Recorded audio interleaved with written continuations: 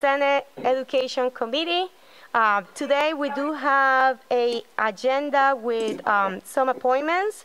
So at this time, I would like to ask the clerk to call attendance, please. Senator Coyne. Here. Senator Cano. Here. Senator Palma. Senator Gallo. Present. Sorry, Senator Palma is here. I had a visitor come with me. So. Senator Paolino. Here. Senator Pearson. Here. Senator Quezada. Senator Seveney.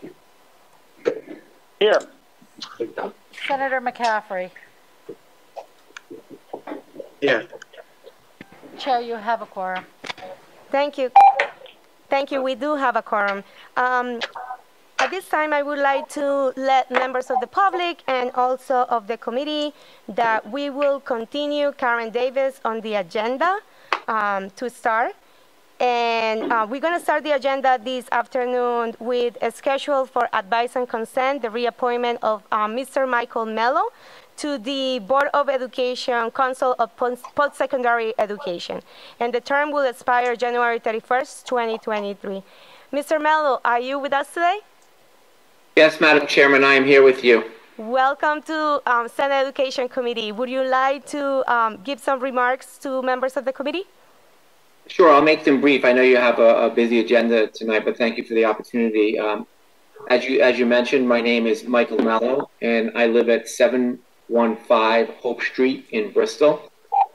Senator Coyne is my senator, and I'm here this afternoon to humbly request reappointment to the Council on Post-Secondary Education. I'm currently serving on the board, obviously, that's why I'm seeking reappointment, and I enjoy my work on the board and look forward to continuing to serve with my colleagues and representing you and all members of the Senate and the state on that important board. Thank you so much, Mr. Mello, for your service and your kind words today. Does any member of the committee have any question or any remarks for Mr. Mello? Senator Coyne. Thank you, Madam Chair. Thank you to everyone who's here today, who's up for reappointment. I just want to put this out there before we get into each of the appointments that I feel very strongly that there's a lack of people with real educational experience on the boards. And I really had hoped to see some change in the way the governor was doing appointments in regards to the Board of Education. So I will be voting no on anyone that does not have direct educational experience.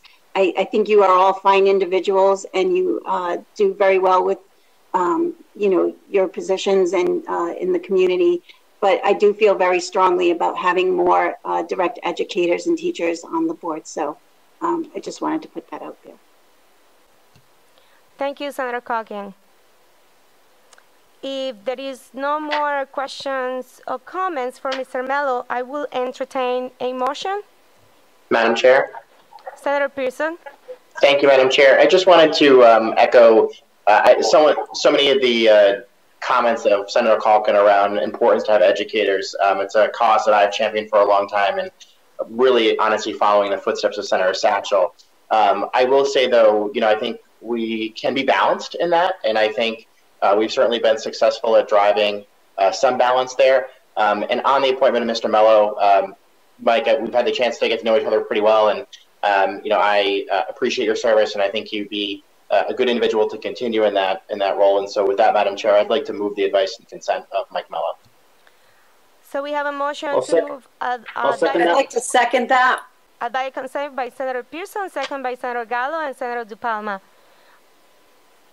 Clerk, can you make a roll call, please? Senator Coyne. Nay. Senator Cano. Yes. Senator Palma. Yes. Senator Gallo. Yes. Senator Paolino.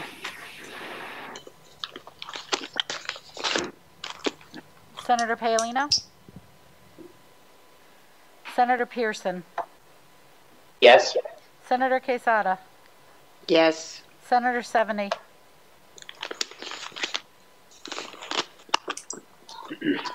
Senator Seveney,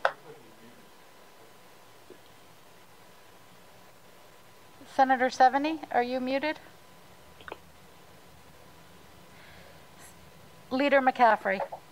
Yes. Motion passes. This Thank you, Madam Chair and members of the I didn't committee. hear my name called.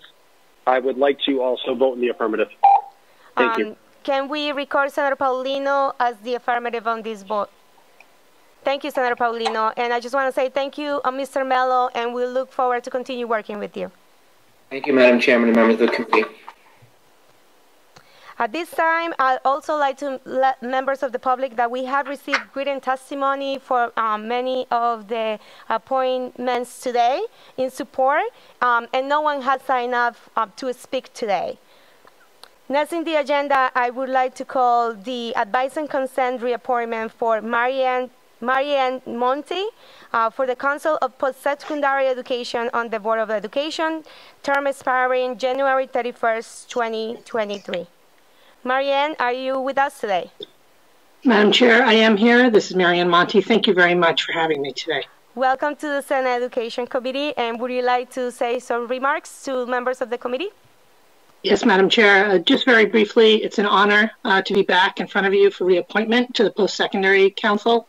I've served for the last 3 years in this capacity. In my day job is I am the Chief People Officer at Shawmut Design and Construction, where I am responsible for all the employment practices and the training and development of our staff. And it's been my pleasure to see graduates from the post-secondary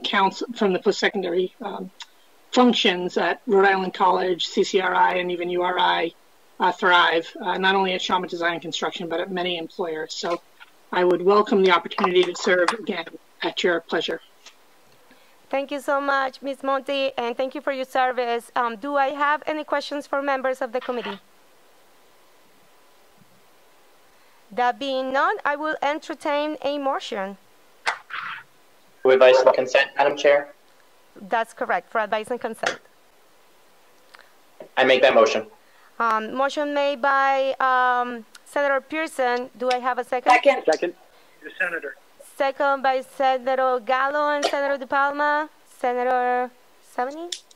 All in favor? Aye. Actually, sorry. Aye. Claire, can I ask you to make a roll call on this one? Senator Coyne, Nay. Senator Cano, Yes? Senator Palma, Yes. Senator Gallo, Yes. Senator Paolino, Yes. Senator Pearson, Yes. Senator Quezada, Yes. Senator Seveney,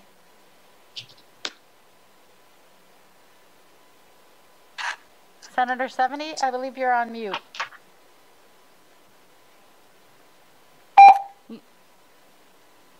Leader McCaffrey. Yes. Motion passes for the advice and consent of reappointment of Marianne Monte. Congratulations, and looking forward to working with you. Thank you all. At this time, I would like to take the next item on the agenda. Is the schedule for advice and consent reappointment of Colleen Callahan to the Council on Elementary and Secondary Education to the Board of Education, expiring term in January 31st, 2024. Ms. Callahan, how are you today? I'm well, Senator. Thank you very much. How are you? Good. Welcome to the Education Committee. And would you like to say some remarks about yourself to the members of the committee? I would. Thank you very much. I'm truly honored to be recommended for reappointment by the governor, and the fact that you would all take the time to meet with me today. I have served for a long time as an educator in Rhode Island. In fact, I think one of the kind folks who wrote a letter of recommendation for me added a few years and said it's been 50 years or 5 decades, and I'm not quite approaching that, but pretty close, I would guess. But seriously, I was a longtime teacher in Lincoln, Rhode Island. and I currently work at the Rhode Island Federation of Teachers. And so the work that I do today is still with teachers, teacher union leaders, and administrators on a variety of educational issues, the kinds of things that we face every day. And so I really do take this position on the Board of Education very seriously. I do agree that we need the voice and the perspective of educators, and I believe that that's what I bring to the table. I think that the experience that I have had both in the classroom and working collaboratively with teachers and families, students, and administrators across the state brings a perspective that's needed at the board. You know, whether right now we're dealing with issues that have been exacerbated by the pandemic, whether we're thinking about the health and safety issues in the schools that we've been really trying to address over the past number of months. And there's issues that continue to plague us and have been kind of exacerbated by that pandemic that you all have taken up as well as we have on the board, things related to student achievement and curriculum and issues related to social justice and equity. Those are the kinds of things that we're talking about at the board, teacher certification, qualifications of those folks who work with our students and our families, and we take that really seriously. I don't always come down on the prevailing side, if you will, but I do think that I bring the experience and the voice of the classroom to the discussions, the important work that we do at the board. I hope that you will support my reappointment and that we can continue to work together to ensure that we have the best possible education system for our students pre-K through college. Thank you so much. Thank you so much, and thank you for your commitment all of these years of service and support to our students and teachers, and to make sure that we continue that work ahead. At this time, I would like to welcome any questions. Senator Gallo. Not a question. I wanted to move the advice and consent. Great. I'll second that, Madam Chair. I'll second as well. So this is good. Madam Chair, if I might, I just want to thank Colleen for all her years and for advocating for education, for our students, for our teachers, for everyone. I'd also like to compliment her on her extensive knowledge and how she always comes to all meetings well prepared. And like she says, she's not always on the prevailing side, but she always has very good input, and it's always accurate. So I want to thank you for all your years and move your advice and consent. Thank you, Senator. Thank you, Vice Chairwoman Gallo. She has moved the advice and consent for the reappointment of Colleen Callahan to the Council on Elementary and Secondary Education. And it was seconded, I believe, by Senator Pearson, Senator Palma, and... Second. Who else? I'm sorry? Leader McCaffrey. Leader McCaffrey, great. And at this time, I would like to ask for a roll call. Clerk?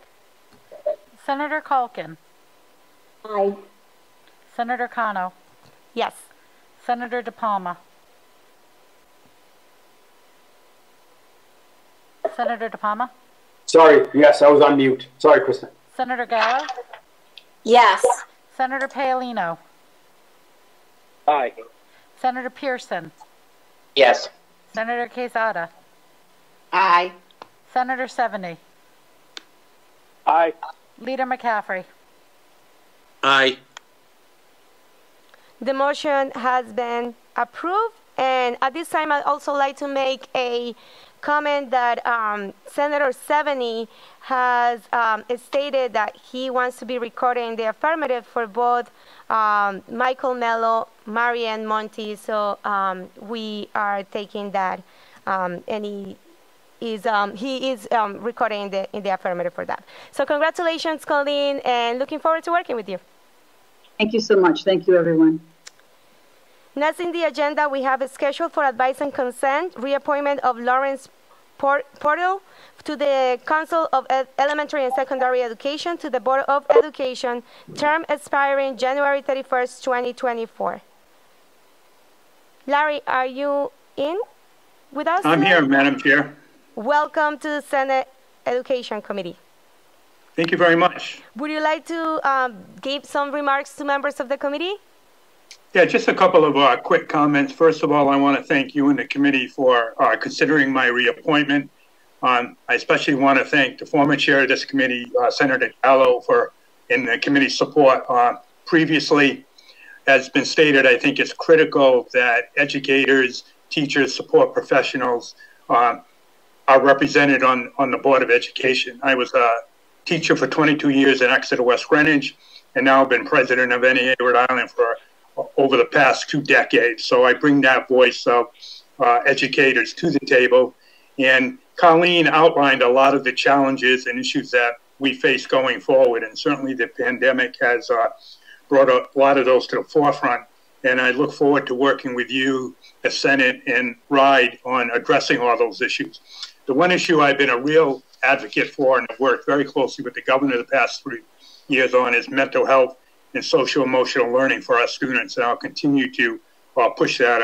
I think I raise it at just about every Board of Ed meeting because that is so critical, and especially now what we've seen over the past year. So again, I look forward to working with you. I appreciate the opportunity. I'm anxious about the future, but I'm also very optimistic about the opportunities that lay before us. The one thing I didn't do, because with everything going on, I didn't want to ask people to write letters, but both Kathy Crowley, the superintendent of schools in East Providence, and Neil Steinberg, the president and CEO of the Rhode Island Foundation, they both submit as references, and we'll be glad to write letters if you need them. So again, thank you, and look forward to working with you in the future. Thank you so much for your commitment and for all you done in all of these years of service. And if we have any members of the committee that would like to make a comment, this is the time, or any questions? If not, I would like to entertain a motion for the advice and consent of Lawrence Purple. Madam Chair, I'd like to move the advice and consent of Larry Purtle to the Board of Education. Senator De Palma makes a motion. Can I have a second? Second. Second by Senator Gallo. Clerk, can we call the roll call? Senator Coyne. Aye. Senator Cano. Yes. Senator De Palma. Yes. Senator Gallo. Yes. Senator Paolino.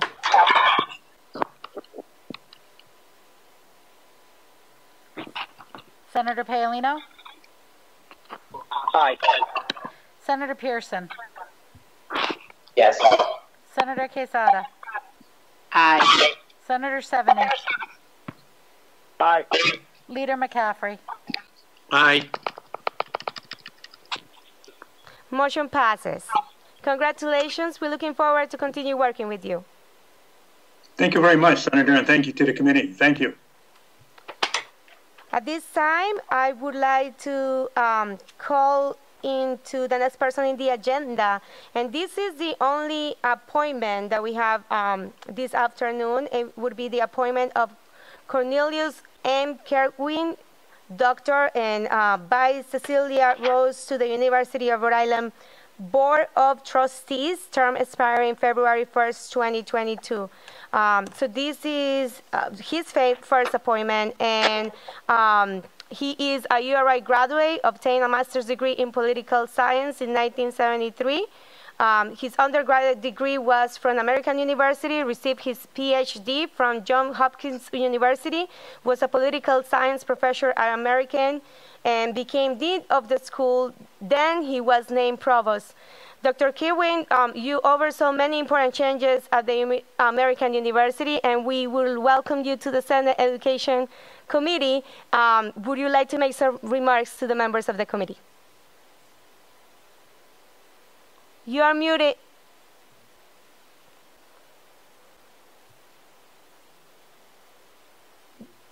Dr. Kerwin, we can hear you.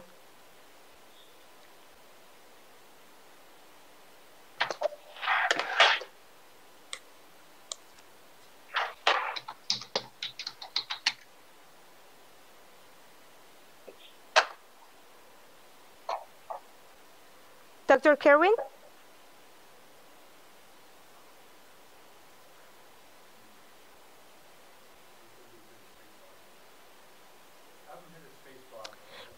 Would you, I know that is difficult with the virtual meetings, but would you please hit the space bar in your computer? Maybe that would help us unmute you.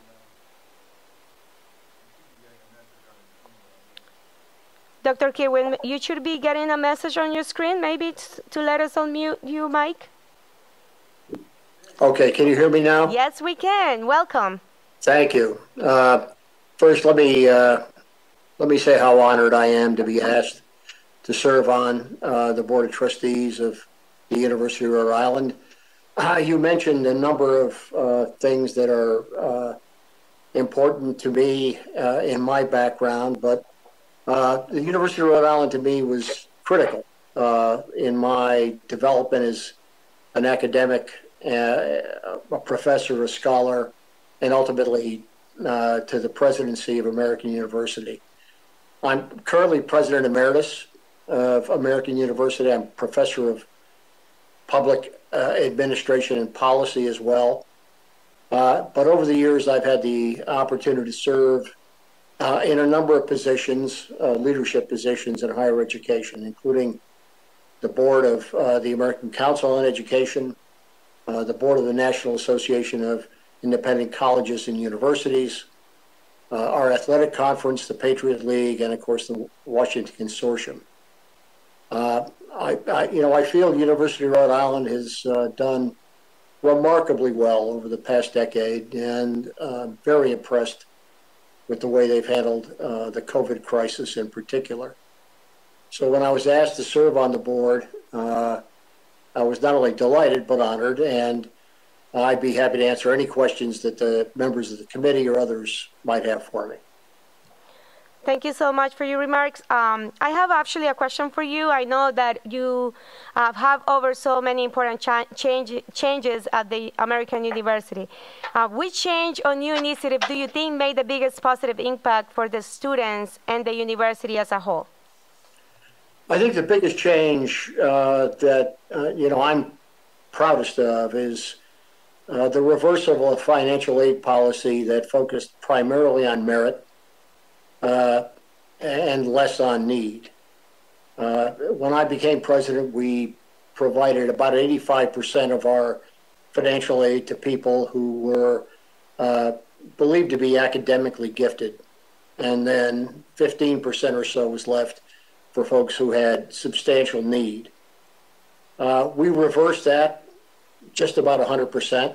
85% of our scholarship work now goes to people with demonstrated financial need, 15% to folks who we thought were, at least at the time, gifted. The remarkable thing is that the academic quality of the incoming class has changed almost not at all. So we've made American University accessible to people who would otherwise not have been able to attend 10 years ago. With all, in honesty, people like myself when I attended there back in the mid-60s or so. So I'm proudest of that we made AU accessible to folks who looked a lot like me. Thank you, Dr. Kirwan, for sharing that such a positive impact. I also believe that is remarkable what you share with us, especially for the impact to the students. So thank you for sharing that. I do understand that Senator De Palma has a question for you. Senator De Palma? Sure. Thank you, Madam Chair, and Doctor, thank you for being here. Quite the impressive resume, I must say, especially getting a person who's been a president of a well-known, well-respected university in the United States to be a member of the board at URI is impressive. So I give you credit for all the work that you've done, the governor credit for being able to secure you in doing that. So I have a request for you, and then I have a question. I'll start with the request. One of the things we've seen over time is the matriculation of students from CCRI to URI. In this case here, we'll put CCRI out of the mix for a minute. I'd ask that as you join the board, please ask that question. And the question that should be asked are we confident that the programs at CCRI and URI that are the same are in fact in alignment with each other and not orthogonal to each other? So that when a student completes their associate's degree and they transition to URI, they come in with a full boat of credits. It's not the case where we take that, but we don't take that one over there because it's slightly different. So I'd ask you to take a look at that, and we can follow back at some point in time later. Okay, thank you. I'd be happy to do that. So that was the comment. The question for you is, based on what you've seen over and above what you said as it relates to what you did at American University, and based on what you know about the University of Rhode Island, having been a student there and received awards from the school when you were there, and after that, what do you think Rhode Island URI needs to focus on if it's one thing and one thing only? Well, I mean, you can almost never focus on just one thing only, but I think that the ability of the university to make an impact on the economic development of the state, and that to me is multifaceted. Okay, I'm very impressed with the fact that the university has titled its research operation "Research and Economic Development." I'm also very impressed with the fact that the university has made a conscious effort to ensure that students from across the state, regardless of background, have a way to enter the system. I guess as the state university, a land grant institution with the responsibilities that a land grant institution carries with it, job one is to ensure that it's making a difference in the quality of life in the state of Rhode Island. Thank you very much. Thank you, Madam Chair. Thank you, Senator De Palma. Do we have any other questions for Dr. Coyne? Madam Chair. Senator De Palma? Senator Pearson. Thank you. Thank you, Madam Chair. President Coyne, I was a student that enrolled at American University in 2006. And I'm going to venture to guess I was one of the students that benefited from the need-based financial aid policy that you mentioned earlier. So I want to thank you for your work on that and your leadership on that. And I'll tell you this, when the financial aid award letters came in, it was cheaper for me to go to American University than it was to go to the University of Rhode Island. That was a big shock to me. And it allowed me to go to Washington, D.C. and study there, and which is something I had always wanted to do, which may have not been an option without that. So I just want to say thank you for your work on that policy, and let you know that it did prove to work out for at least one kid that went to school there. Well, it worked out for more than one kid. It worked out for me too. That is wonderful. And I hope it continues, and I know that's a great thing. And so I look forward to having your thoughts and your leadership with us for the University of Rhode Island as well. And Madam Chair, with that, I'd move the advice and consent. So we have a motion to move the advice and consent for Dr. Cornelius Kerwin to second. And there is a second for Vice Chairwoman Gallo. And at this time, can we get a roll call? Senator Culkin. Aye. Senator Cano. Yes. Senator De Palma. Yes. Senator Gallo. Yes. Senator Paolino.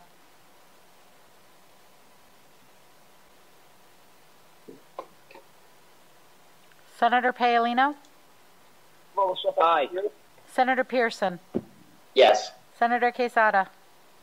Yes. Senator Seveney? Yes. Leader McCaffrey? Yes. Congratulations to the advice and consent have been approved. So congratulations, and we're looking forward to work with you and following your leadership. Thank you. It's my honor. Thank you very much. At this point, next in the agenda, we have for a scheduled advice and consent reappointment of Dr. Jeffrey Williams to the Council of Post-Secondary Education to the Board of Education, term expiring January 31st, 2024. Mr. Williams, are you with us today? I am. Welcome to the Senate Education Committee. Thank you. Do you have some remarks for members of the committee?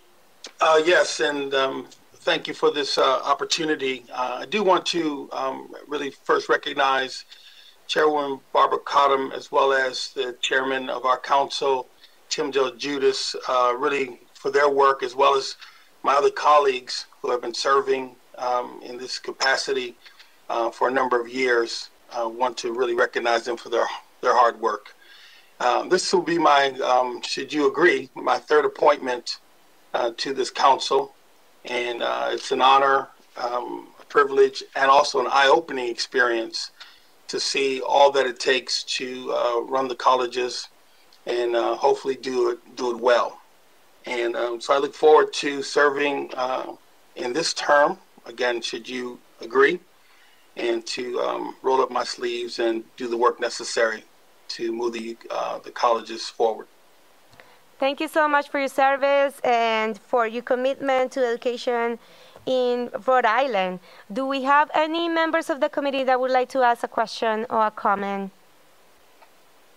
Madam Chair, if I may? Yes, Senator Palma. Just a comment. Dr. Williams, thank you very much for your service to the board previously and your extensive also community and civic involvement. I think it goes on for 2 or 3 pages. Just kidding. It's quite extensive. So thank you for your extensive support and commitment to Rhode Island. Thank you, sir. So at this time, if we don't have any more comments for Dr. Williams, I would like to entertain a motion for advice and consent. Madam Chair, I'll move the advice and consent for this candidate. So motion moved by Senator Palma, second by Leader McCaffrey. Claire, can we call the roll on this? Sure. Senator Coyne. Me.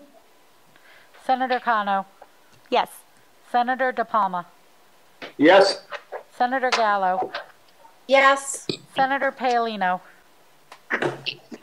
Yes. Senator Pearson.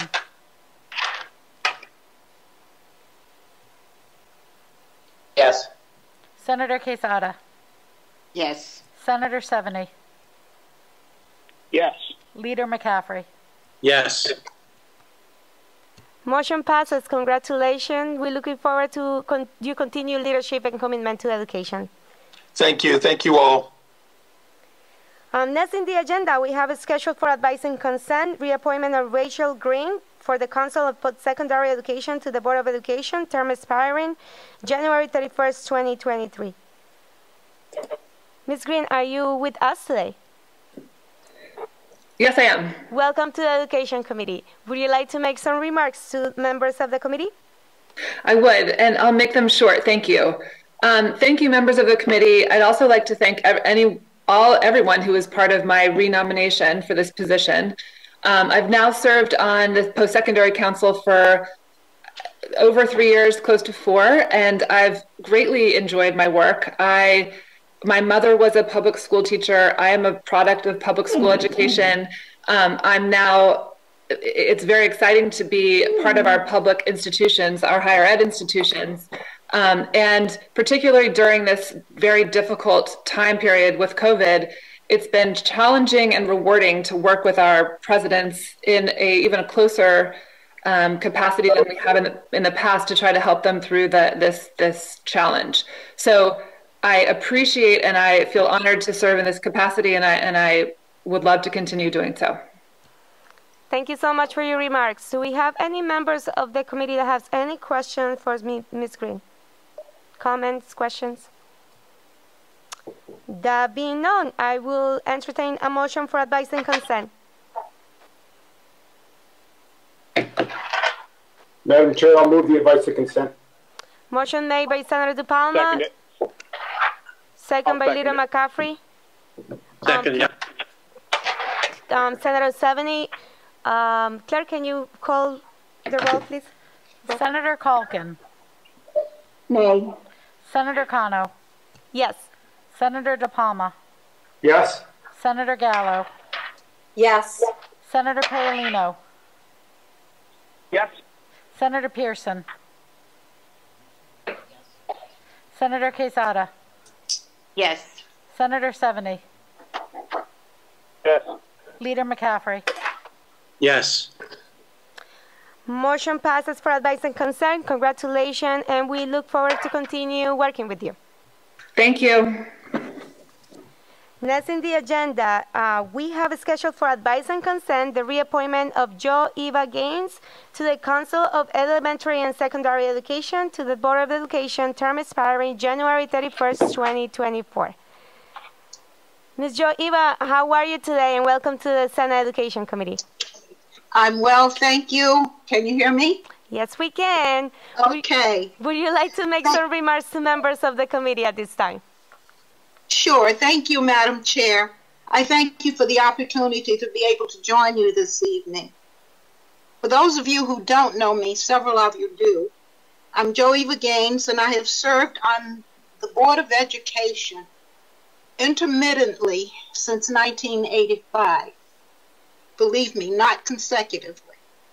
I came on board to the Board of Regents, and we've gone through a few changes since then. I've served on the Newport School Committee for 18 years, and I spent 29 years in the classroom in public schools as a teacher and the guidance counselor. When I was asked if I wanted to be reappointed to the Board of Education, I didn't hesitate because the work is never done. And I did say that I'd like one more term because there are two issues that I'd like to pursue, and that is the inclusion of Black history in the American history curriculum of all public schools, and an increase in the people of color in the classrooms and in the administration of public schools. I'm happy to say that this work has begun. The inclusion of Black history began with an effort by this body to appoint a commission. I think it was called the 1696 Commission, that was headed up by Keith Stokes, to develop a curriculum for the public schools, but it takes the Board of Education to institute that curriculum. So I've spoken to Mr. Stokes and to our commissioner, and they were ready to start a meeting and begin the conversation when COVID-19 struck. So that, I spoke to the commissioner since then, and that will be starting up again. The second issue of increasing the number of educators in the classroom is also underway. That started with a collaboration in Providence Public Schools with a Rhode Island forum, and they were launching a cohort model for supporting Black educators in the district. So I'm happy to say that even though I wanted to be appointed to continue this work, I didn't wait for the reappointment. I started it. I started the conversation, and the work has begun. So that's why I'm here after all those years. Thank you so much for your remarks, and I would like to say thank you for your service. As someone that served in the school committee myself, I do know the hard work and where the love and passion for students and passion for education starts. So I just want to say your track record has to speak for themselves. I don't know you personally, but I heard wonderful things about you, and I have followed what you've done. I just want to say thank you so much for shaping the way to education in our state, and for bringing that perspective of diversity also that is very important to the board. At this time, I'd like to ask just a question, and I know there's other members of the committee that has questions for you, but this one is hopefully a easy one. I just want to know what you have seen in Rhode Island's education system. Can you describe one thing that we're doing well and one thing that we can improve on? Well, one thing that we're doing well is that we don't give up the ship. In spite of lack of visible or measurable progress in a lot of our public schools, the educators, the administrators do not give up. They are willing to try new things. If those things don't work, we're back at it again. And I think that is going to be the savior as far as Rhode Island education is concerned. I've seen a lot of changes in pedagogy over the years. I started on this journey more than 60 years ago. And that was when I became a student. at Xavier University in music education. And when my first stepped foot in the classroom, it was so obvious that so many of our kids didn't stand a chance. My first class was in a backwoods classroom in Georgia. And we had then separate but equal, which was not separate but equal. But that was what we were told our facilities were. And from that day forward, I have been hell-bent on seeing that there was equal education opportunities for all kids. So it's the never give up effort of educators that will be the savior for education. Thank you so much, and I really, really appreciate your remarks about the equal opportunity for all students. I personally believe the same as you do. At this time, I'd like to welcome a question or a comment from Senator De Palma. Thank you, Madam Chair. And Joe Viva, good to see you virtually. I know we haven't seen each other physically, though we don't live very far from each other. So while I can't officially call Joe Viva a constituent, I think any legislator on a Clinic Island will attest to Joe Eva as their constituent, whether you represent her, officially represent her or not. As she indicated, I went back to the resume to look at the years, and I did the math quickly, and it's like, I must be wrong. But as you indicated, you've been in the education field. I'll say, I'm not going to guess anyone's age on the Hollywood Squares picture in front of me here, but I think you've been in education more than all of us have been alive. Not together by any means, but it's clearly a testament to your dedication to the work. And obviously, we have two letters here from someone we all know, our previous Senate President, and Jean Marie Napolitano, who's mayor of Newport and served on the city council there for decades as well. And I think the one comment that I'll pull out and comment on is your commitment to education is clearly unsurpassed. I've always said, if I'm going to want to work on something, I want to work on something with, regardless of the topic, I want to work on something with somebody who's not going to take no for an answer and will be there beginning to end, on your right, on your left, in front of you, behind you. You always know that person will be there. And Joe Eva is categorically one of those folks. So let me end there and say thank you.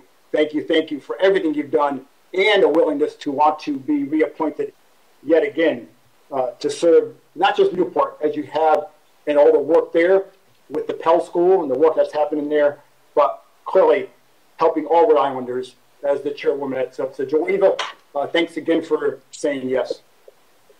Thank you, Madam Chair. Thank you, Senator De Palma. Senator Pearson. Thank you, Madam Chair, and Joe Eva, thank you so much for being with us today.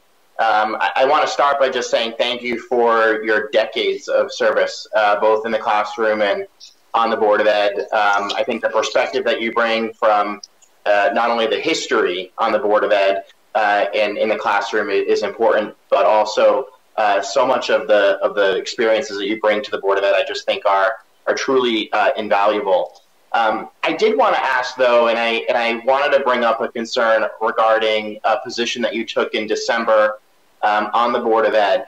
As you know, I believe last week this committee spent, probably about 4 or 5 hours of a hearing reviewing a decision made by the Board of Ed to expand charter seats in the city of Providence that would serve about 5,000 students, but redirect about $81 million out of the district. And I know one of the concerns that was brought up at the time, and a comment by one of our members was, you know, how did this get this far? How did it get to us without anyone having a plan on how to fund that $81 million bill and how to cut that $81 million bill out of the Providence schools? And so I wanted to ask you about that, ask you if you've reviewed the Senate's recommendations and findings in the task force specifically related to charter schools, and how you would view that issue going forward, knowing the significant concern that this committee has on that particular topic.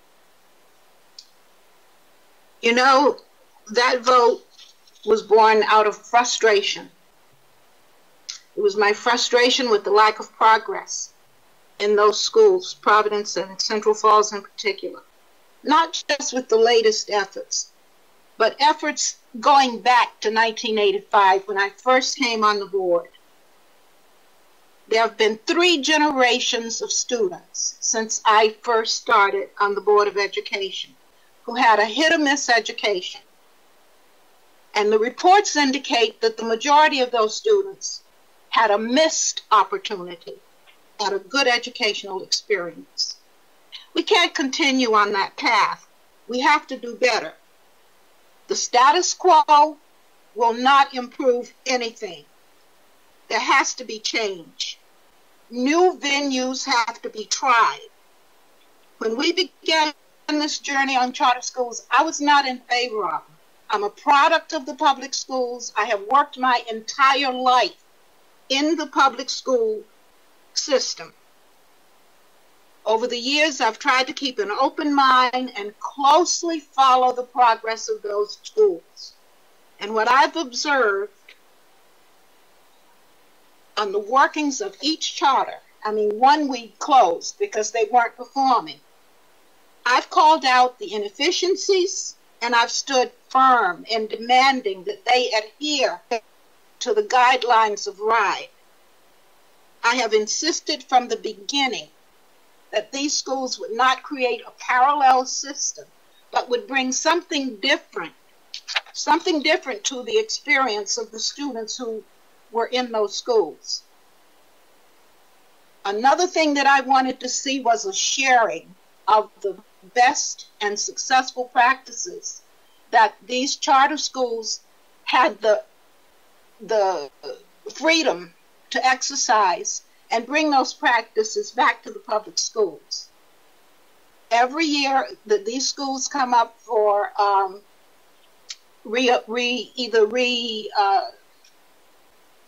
you know what I'm trying to say, when they come up for renewal, they go through a process.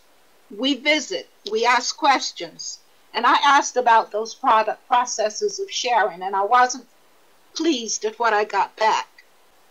So this year I asked that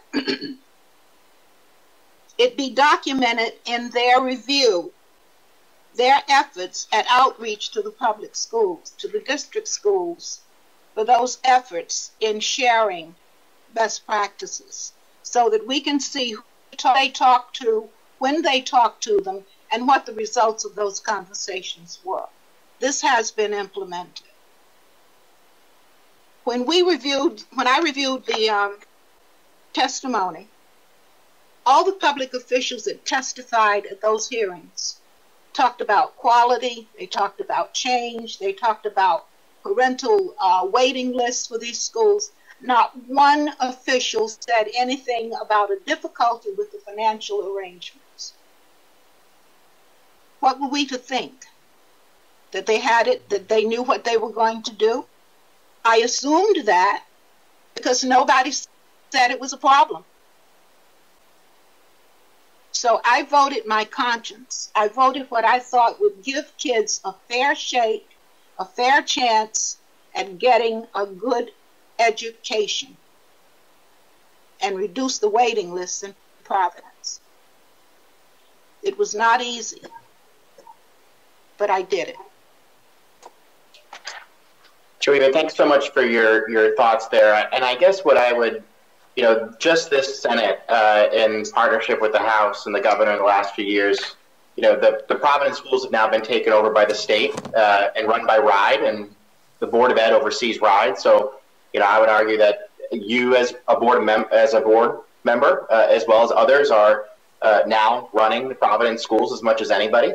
The same with Central Falls schools have been run by the state for, I believe since the 90s at this point. And just in the last few years, this chamber passed legislation mandating curriculum aligned to standards championed by Chairwoman Gallo at the time. Worked on accountability, worked on school-based management. We've invested at an astronomical level in school construction. We've led the issue on looking at the funding formula to ensure resources get there.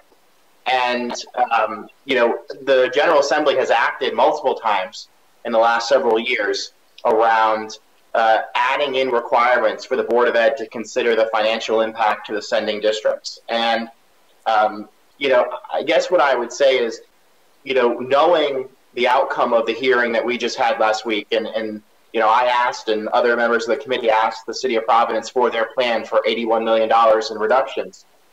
Would you commit in the future that before voting for any new charter schools or expansions that you as a board member of the Board of Education would demand that you see a plan from those proposing to cut that for Providence, it's an $81 million cut from their budget. And what I would ask is, before you vote to do a newer expansion, you would say, show me the plan, and then weigh that and say, does the outcome that we're going to get by moving 5,000 students outweigh the $81 million cut to the remaining system? And I wonder if you'd make that commitment to us. I don't think that would be unfair, and I don't see a problem with asking for that. I appreciate that, and that's all I ask, and I think many others ask, is that I don't think I hear you, Joeva, on the decades that we've worked, and I think we all need to do better, and I know we certainly have as a Senate. I think we all need to do better in finding ways to close these gaps. But unfortunately, we get in these tunnel visions when the Board of Ed is the entity that has to approve the seats, but doesn't have to fund it. And that really becomes a dichotomy of the issue. And so, you know, all I can ask is that you commit to, saying stop for a second, show me the plan as to how this is going to be paid for. And if you believe after looking at that, you know, the plan's reasonable, it can't happen, it will not hurt the students remaining in that district, then I'm okay with that. But that's just the ask that I ask for you. Thank you, Senator Pearson. Can I make an ask? Absolutely. For what it's worth, I would like to see the legislature redesign the funding formula so that it's fair to all schools, the public schools, the private school, the charter schools, and the district schools as well. Thank you so much for that. So that we're not pitting one against the other. Put something in the language that levels the playing field. Yes. Thank you so much for that. And just like Senator Pearson has stated, the task force of education that he led before addresses the concern that you just mentioned, and we have a plan to make sure that we do just that. So I really appreciate you bringing that up. Thank you so much. And just like you say in your opening remarks, I think it's important that we have equity for all the students, and that includes what your request just said. So I really appreciate that. At this time, I would like to welcome Senator Seveney. He has some comments and questions for you. Thanks, Madam Chair.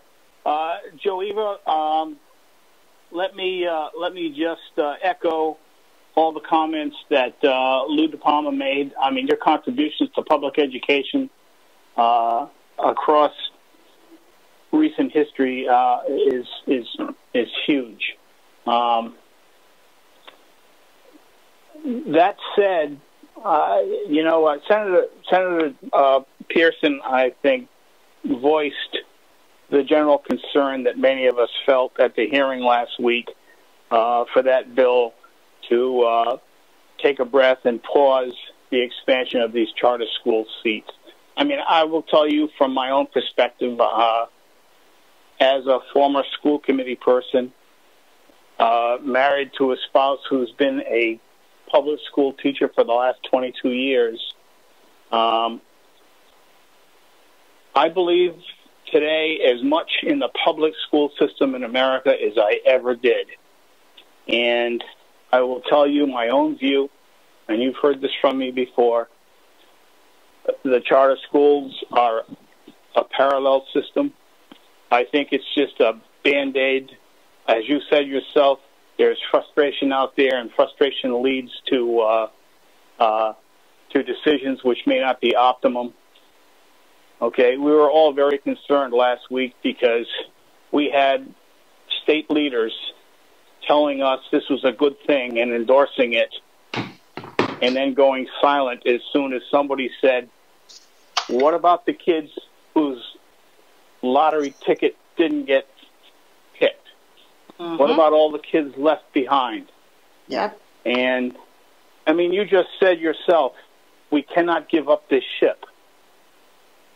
I believe it to be the saddle in which our democracy sits. And I also believe that we're doing material harm to our public school system. We're trying to help. We're looking for other things to do, and I just feel that our focus needs to remain on fixing what is broken in our public schools, and it's hard, and we have issues with unions, and we have issues with material condition of the properties, the infrastructure. I think we have real leadership issues up and down the chain of command in our public school system. But I guess what I'm leading up to is, here's my ask of you. Please, please, don't give up that ship, okay? Nobody knows the real implications over time of having a parallel system. And these charter schools, they're good in some ways. In other ways, I don't really know because it's hard to tell. But I will tell you this. At the end of the day, most of our children are going to be left behind in those schools that we cannot abandon. So as we move forward to vote for you to continue on in this position, and I believe you to be the most qualified person on that board, will you embrace that? Will you continue to love our public school system and make that work? Oh, Jim, without a doubt. I mean, my heart is with the public schools. That's part of my being.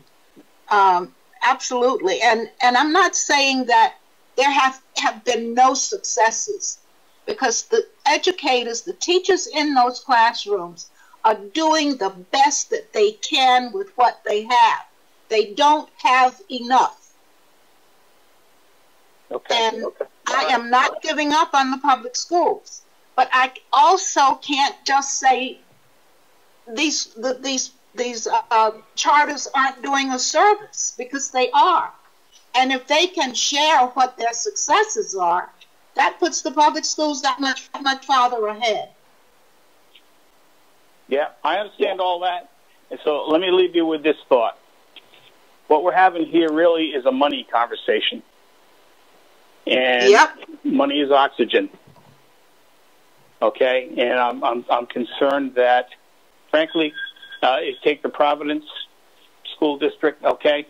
I'm not concerned for the 5,000, lucky contestants that their number comes up. I'm concerned with the other 20,000 kids who are still there. That's what I'm concerned about, and that's where I think we need help. We need help from the leadership community, and that means you and everybody else that sits on that board. I don't ever want to sit through a meeting like I did last week, asking hard questions about who pays, what happens to the kids left behind, and it's like a Sprint commercial. You get silence. I'll have to get back to you. That was the answer. Oh, by the way, no one's gotten back to us, unless Senator Ryan or Senator Cano, you've heard from somebody. No, yet. Anyway, I'm done. Thank you, Joe Eva. I love you, and I will certainly vote for you to continue on. We need you. Thank you, Senator Seveney. And just to summarize here, I really want to recap what both Senator Pearson and Senator Seveney really did say. What they said is that we really do need a plan, and the plan includes that funding formula, and the funding formula request that you just did to make sure that we get it right, and to make sure that our public system is really funded the way that it should be, without leaving behind those kids that Senator Seveney was talking about. And it's not about we don't like charter schools, we prefer public schools. It's about making sure that all kids have the same opportunity for the same high quality of education. And I think that goes with your motto, John Eve Gaines, right? You mentioned that throughout all this hearing, and we really appreciate that. And at this time, I think that not having any more questions, I'd like to consider a motion for advancing consent. Madam Chair? Senator Cano? Senator Cano? Senator Quezada, do you have a question before that? Well, I want to make a comment, please. I was raising my hands, but I think absolutely. I'm sorry we missed that.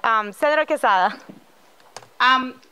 I just want to echo what everybody been saying, but one of the things for me was very hard to sit in that meeting last week and to listen to so many parents who call about asking and requesting to the charter school to continue to grow. But at the same time, one of the things that I don't like when they call charter school a choice, because for me, I don't think it's a choice. Choice is when you have the opportunity to choose what school your children go to. But charter school is not a choice. It's a lottery. And so you not get picked up in the lottery, you're not going to be able to send your children to the charter school.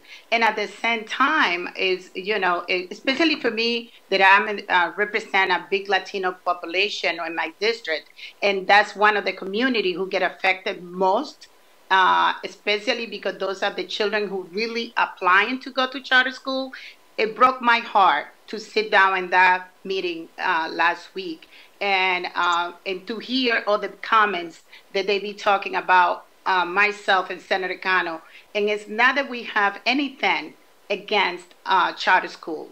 Believe me, I represent all the children in Rhode Island, not just the 5,000 children who go to charter school. And we wish